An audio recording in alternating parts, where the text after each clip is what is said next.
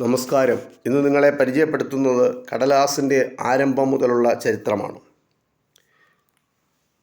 കടലാസ് ആദ്യമായി ഉണ്ടാക്കിയത് ചൈനക്കാരാണ്. കടലാസിൽ അച്ചടിച്ച ചൈനീസ് നോട്ടുകളെക്കുറിച്ച് പ്രശസ്ത സഞ്ചാരി മാർക്കോ പോളോ ചരിത്രത്തിൽ രേഖപ്പെടുത്തിയിട്ടുണ്ട്.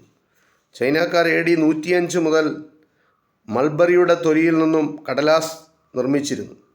ചൈനക്കാരുടെ ഹാൻഡ് മെയ്ഡ് കടലാസിൻ്റെ നിർമ്മാണ രീതി വളരെ വിചിത്രമാണ്. ആദ്യം മൽബറി തൊലി തണ്ടിൽ നിന്നും ഉരിഞ്ഞെടുക്കും. പിന്നീട് ഈ തൊലി വെള്ളത്തിലിട്ട് കുതിർത്ത് പുഴുങ്ങിയെടുത്ത ശേഷം അത് നന്നായി അടിച്ചു ചതച്ച് കുഴമ്പ് പോലെയാക്കും. ഈ കുഴമ്പിന് പറയുന്ന പേര് പൾപ്പ് എന്നാണ്. ഈ പൾപ്പ് ഒരു വലിയ പാത്രത്തിൽ ശേഖരിക്കും. പിന്നീട് ഒരു പ്രത്യേക ഫ്രെയിം അതിൽ മുക്കിയെടുക്കും. അപ്പോൾ ഫ്രെയിമിൻ്റെ മുകളിൽ ഒരു പാട പോലെ പൾപ്പ് പതിയും. ഇത് ഉണങ്ങാൻ വെക്കുന്നു. പിന്നീട് നന്നായി ഉണങ്ങിയ പൾപ്പ് ഫ്രെയിമിൽ നിന്ന് ശ്രദ്ധയോടെ അടർത്തിയെടുക്കും. അതോടെ എഴുതാനുള്ള കടലാസ് തയ്യാറായി.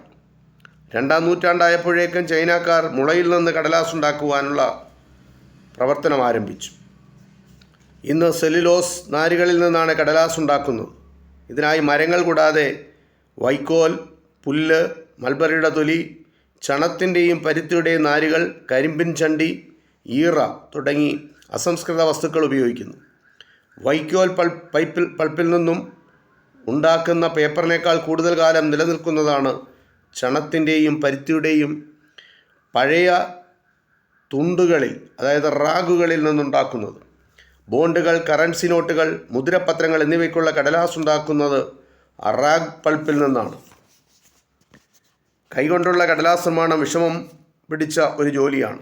പിൽക്കാലത്ത് രാസപ്രവർത്തനം വഴി സെല്ലുലോസ് വേർതിരിക്കാമെന്ന് കണ്ടെത്തിയതോടുകൂടി കടലാസ് ഉണ്ടാക്കുവാൻ യന്ത്രങ്ങൾ വന്നു. ആദ്യത്തെ കടലാസ് നിർമ്മാണ യന്ത്രമുണ്ടാക്കിയത് നിക്കോളാസ് ലൂയി റോബർട്ട് എന്ന ഫ്രഞ്ചുകാരനാണ്. അത് 1799 മരങ്ങളിൽ നിന്ന് നേരിട്ടുണ്ടാക്കുന്ന പൾപ്പിൽ നിന്നും കടലാസ് നിർമ്മാണം ആരംഭിച്ചത് മത്തിയാസ് കൂപ്സ് എന്ന ഡച്ചുകാരനാണ്. ലണ്ടനിൽ താമസമാക്കിയ മത്തിയാസ് കൂപ്സ് വൻതോതിൽ കടലാസ് നിർമ്മിച്ചു. 1800 അദ്ദേഹം എഴുതിയ ഗ്രന്ഥത്തിൽ കടലാസ് നിർമ്മാണത്തെക്കുറിച്ച് വ്യക്തമായി രേഖപ്പെടുത്തിയിട്ടുണ്ട്. തുടർന്ന് ഈ മേഖലയിൽ ശ്രദ്ധേയമായ മുന്നേറ്റം നടത്തിയവരാണ് ജർമ്മൻകാർ ആയ ഫ്രീഡറിക് ഗോൾഡ്ലോബ് കെല്ലറും കാനഡക്കാരനായ ചാൾസ് ഫെർനാർട്ടിയും. റാഗ് പൾപ്പിൽ നിന്നല്ലാതെ മരങ്ങളിൽ നിന്ന് പൾപ്പിൽ നിന്നും പേപ്പർ ഉണ്ടാക്കാമെന്ന് 1844 ഈ ജർമ്മൻ ശാസ്ത്രജ്ഞൻ തെളിയിച്ചു.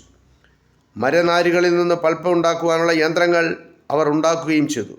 ചാൾസ് ഫെർനാർട്ടി ഒരു പടി കൂടി കടന്ന് യന്ത്രസഹായത്തോടെ താൻ നിർമ്മിച്ച പൾപ്പ് ബ്ലീച്ച് ചെയ്യുകയും അതോടെ തൂവെള്ള നിറത്തിലുള്ള കടലാസ് ലഭിച്ചു.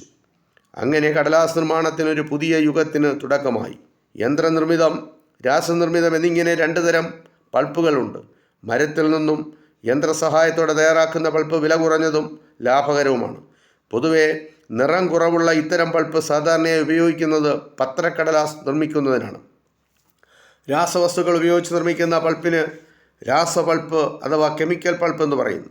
പരുത്തി, ചണം എന്നിവയുടെ നാരുകൾ കടലാസ് നിർമ്മാണത്തിന് പറ്റിയതാണെങ്കിലും ഇവ സാധാരണയായി ഉപയോഗിക്കുന്നത് കടലാസ് ഉണ്ടാക്കുന്നതിനല്ല. പരുത്തി കൊണ്ട് വസ്ത്രവും ചണവും കൊണ്ട് കയറുകളുമൊക്കെ പ്രധാനമായി ഉണ്ടാക്കുന്നത്. ഇവ ഉപയോഗശൂന്യമാകുമ്പോൾ കടലാസ് ഉണ്ടാക്കുവാനുള്ള അസംസ്കൃത വസ്തുക്കളായി ഉപയോഗിക്കുകയും ചെയ്യുന്നുണ്ട്. കടലാസ്, പരുക്കൻ തുണികൾ, കുട്ടകൾ, കയർ മുതലായവ നിർമ്മിക്കുന്നതിന് ഉപയോഗിക്കുന്ന ഒരിനം ബലമേറിയ പുൽച്ചെടിയാണ് എസ്പാർട്ടോ ഗ്രാസ്. യൂറോപ്യൻ രാജ്യങ്ങളിലും കടലാസ് നിർമ്മാണത്തിന് പ്രധാനമായും എസ്പാർട്ടോ ഗ്രാസ് എന്ന പുൽച്ചെടിയാണ് ഉപയോഗിക്കുന്നത്. മറ്റ് മര പശകളിൽ നിന്ന് പാർച്ച്മെൻറ്റുകളേക്കാൾ വെണ്മയും ഭംഗിയും ഉണ്ടായിരുന്ന വെല്ലം എന്നൊരു എഴുത്തുസൂത്രം പണ്ടുണ്ടായിരുന്നു. ആട്ടിൻകുട്ടികളുടെയും പശുക്കുട്ടികളുടെയും തുകൽ കൊണ്ടാണ് ഇതുണ്ടാക്കിയിരുന്നത്.